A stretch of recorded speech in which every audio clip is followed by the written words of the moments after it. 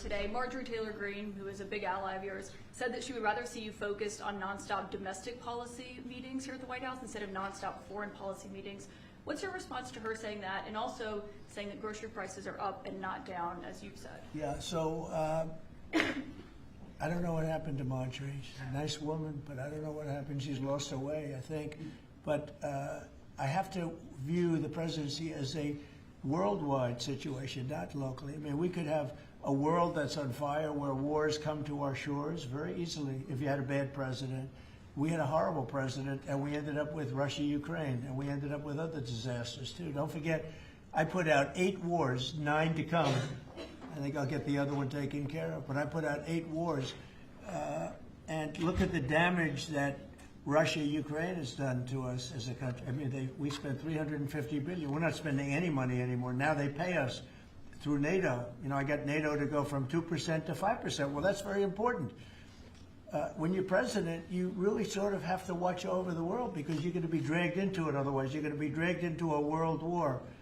I think if I weren't president, first of all, that war would have never happened if I was president. And if I weren't president, that war could have led to World War III. It won't. It's not going to anymore. But when I first got in, I said, wow, this situation could lead to World War III. And I got NATO together. I got everybody together. But with all of that, I passed a great, big, beautiful bill, which is the biggest tax cuts in the history of our country. So when somebody like Marjorie Greene, who's now catering to the other side, I don't know what, I guess she's, got some kind of an act going, but I'm surprised at her. But when somebody like Marjorie goes over and starts making statements like that, it shows she doesn't know. I don't devote a lot of my time.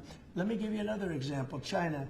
China was going to hit us with rare earth. Now, everybody says, oh, what does that mean? Magnets.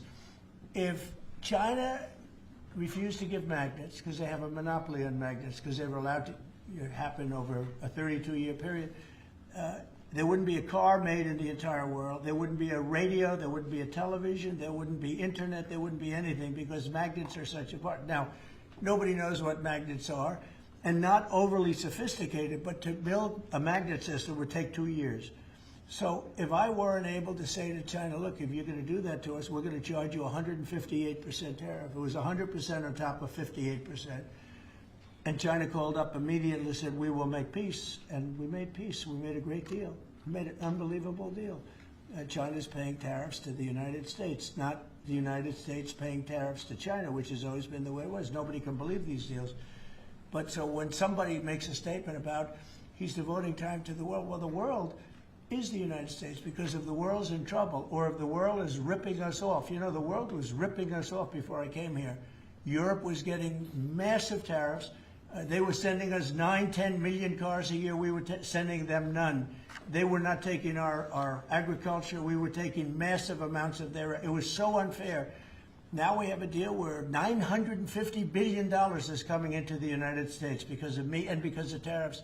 So if I don't do all these things, our country is doing very poorly. So, it's easy to say, oh, don't worry about the world. But the world is turning out to be our biggest customer. The world was on fire, and we could have been in that fire very easily if you didn't have a president that knew what he was doing.